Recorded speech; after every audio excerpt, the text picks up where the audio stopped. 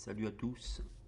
Alors aujourd'hui je vous présente un vélo de route, le CKT 589 SSP, qui a pour particularité d'avoir des freins intégrés au cadre, de façon à gagner un petit peu d'aérodynamisme, et une selle réglable, contrairement à mon précédent qui était le 398 Team Edition, dont la selle n'était pas réglable, était intégrée.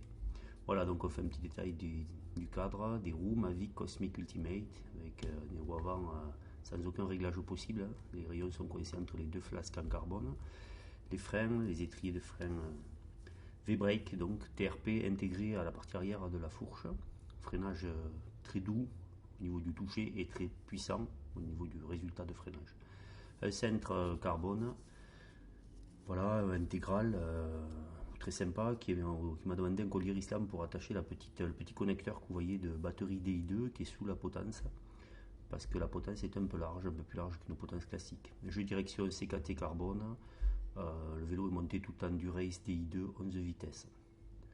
Voilà, on a un cadre carbone Toré 3K, avec ici la petite vis de réglage de la hauteur de tige de selle.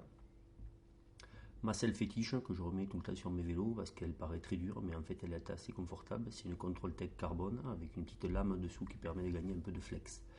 Les porte-bidons sont des Look VO2 carbone 9 grammes, très léger. Pareil, je remets à chaque fois sur mon vélo ces porte-bidons qui sont super.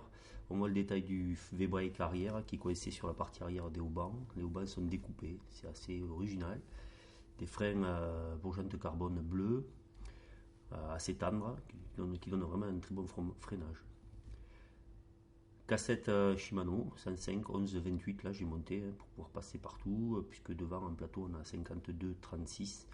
On voit le dérailleur 11 vitesses Shimano Durace DI2, le pédalier rotor 3D Plus en alu avec des manivelles de 175 et un grand plateau de 52 et un petit de 36 ovalisé qui permettent d'avoir un pédalage un peu plus rond, on va dire, sans avoir trop à le travailler, donc donner un peu plus de fréquence certainement, voilà, dans les montées notamment.